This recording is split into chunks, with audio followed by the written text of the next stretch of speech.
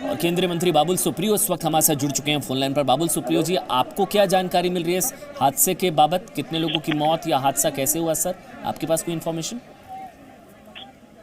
नहीं देखिए, जानकारी की कोई बात तो है नहीं। मैं तो टेलीविजन देख रहा हूँ, मीडिया जो है वहाँ पे इकट्ठा हुए हैं, वो दिखा रहे हैं। अब मैं खामोखा वहाँ पे जाके कमर्शियल क्रिएट नहीं करना चाहता हूँ। रास्ते वहाँ के लिए काफी आसपास में रास्ते जो है बंद कर दिए गया है। बट दुख इस बात है कि ये बन चुकी है बंगाल में। इसके पहले भी कितने खौफनाक जीत पड़ी थी 2016 के असेंबली इलेक्शन से पहले। साहबों ने ये ब्रिज गिरा था, वहाँ पे कितने लोगों की मौत हुई। और सबसे अहम बात यह कि उस टाइम पे भी जो वहाँ पे मल्टीनेशनल कंपनी ब्रिज बना रही थी, उनकी तरफ से एलिगेशन ये था और था कि तो अभी भी जो इलेक्टेड एमएलए हैं, उनके नेफ्यू और उनके हस्बैंड वो सिंडिकेट काम करती थी, जिसमें जबरदस्ती उस मल्टीनेशनल कंपनी, बड़ी कंस्ट्रक्शन कंपनी को सीमेंट, रेती और स्टोन चिप्स सप्लाई किया था। कुछ यहाँ पे मेट्रो का काम बंद हो गया था, तो वहाँ के जो गुंडे हैं वो थ्रेट किया था बड़ी कंपनी को कि अगर आप हमसे बाली नहीं लेंगे तो आपको काम नहीं करने देंगे। और एक पैटर्न बन चुकी है, सोशल इकोनॉमिक कंडीशन बन चुकी है। और ममता बनर्जी की बिल्कुल नाक के नीचे ये हो रही है, वो उन्हें अलाउ कर रही है, क्योंकि यही सिंडिकेट्स जो है उनकी वोट है। इसी और कोई काम तो बंगाल में है नहीं, कोई इंडस्ट्री नहीं है, कुछ भी नहीं, सिंडिकेट है। और उसी आप देखिए, आप इंटरव्यू भी नेट पे अवेलेबल होगी, जहाँ से जो न्यू विधाननगर जो है वहाँ के जो मेयर है रविदास जी दत्ता, उन्होंने खुद ये गर्व के साथ कहा है कि मुझे कोई यहाँ पे हरा ही नहीं सकता है, क्योंकि 20,000 लड़कों को मैंने सिंडिकेट का काम मैंने दे के रखा है। वो सिंडिकेट रन कर हमारे, तो मुझे तो कोई यहाँ पे न्यू टाउन से हरा ही नहीं सकता है। तो ये बंगाल की हकीकत है और सरकार की तरफ से कोई एक्नॉलेजमेंट नहीं है कि हमसे कोई गलती हुई है, या इसके पहले जो जोरासाको के ब्रिज में जो घटना की, कोई भी एक्नॉलेजमेंट नहीं है, कोई गलती मानने की बात नहीं है। तो अगर एक्नॉलेजमेंट ही ना होगा तो करेक्शन कैसे हो सकती है? अब जो है एक इनोसेंट लोगों की जान जा रही है।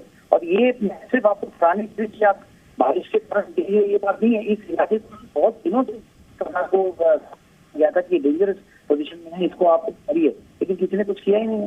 क्विड को और करप्शन चल रहा है, देख सकते हैं।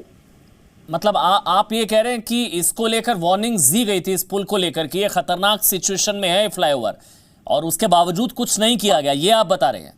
ऑफकोर्स आप सवाल मुझे ठीक तरीके से सुनाई नहीं दे रही है, लेकिन मैं आपको ये कह सकता हूँ कि ये सुनने में बहुत बुरा लगता है, लेकिन बंगाल के आप आम जनता को जाकर पूछिए कि ये जो एक के बाद एक जो घटना घट रही है, इसके किसका हाथ है, आपको सब बोलेंगे। क्योंकि आम जनता अगर एक छोटे मोहल्ला में छोटा सा घर भी बनाना चाहे तो भी उसको सिंडिकेट सीमेंट वाली रेती लेना पड़ेगा, नहीं तो वो काम नहीं कर सकता है। ये आप किसी को भी पूछ लीजिए, सबको मालूम है। ये बड़े बड़े काम करोड़ों का हड़पने का मामला चल रहा है बंगाल में। और स्वयं प्रधानमंत्री जी ने अपने लास्ट बंगाल का मेदिनीपुर में उन्होंने स्टेज से ये बात बताई कि सिंडिकेट जो है राज बंगाल में चल रहा है, और ये ममता जी उसे अलाउ कर दी है, क्योंकि यही उनका वोट बैंक है। इसी तरीके से वो लड़कों से यही उनका तरीका है।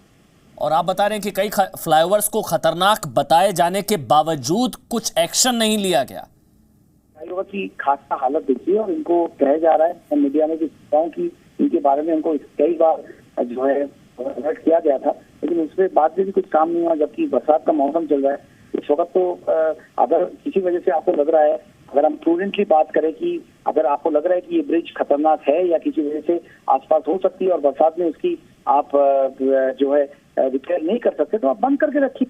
लोगों को जान को लेकर खेलने से बेहतर तो ये है कि देखिए, सब जगह में ब्लू और व्हाइट पेंट किया हुआ है, एकदम और व्हाइट जो तृणमूल के पॉलिटिकल कलर है वो सब जगह में आपको दिखेगा ब्लू और व्हाइट। लेकिन देखिए ब्रिज की हालत, अगर वो वहाँ पे नया हो सकता है ब्लू और व्हाइट, तो ब्रिज क्यों नहीं बन सकती, ये मेरा सवाल है। और आप कह रहे हैं कि ये दरअसल सिंडिकेट सरकार जो प्रधानमंत्री की तरफ से भी कहा गया था, उसी का नतीजा है कि ये तस्वीरें आज देश को देखनी पड़ रही है बंगाल में। सिंडिकेट सरकार वाली जो बात प्रधानमंत्री की तरफ से भी कही गई थी। बाबुल सुप्रियो जी,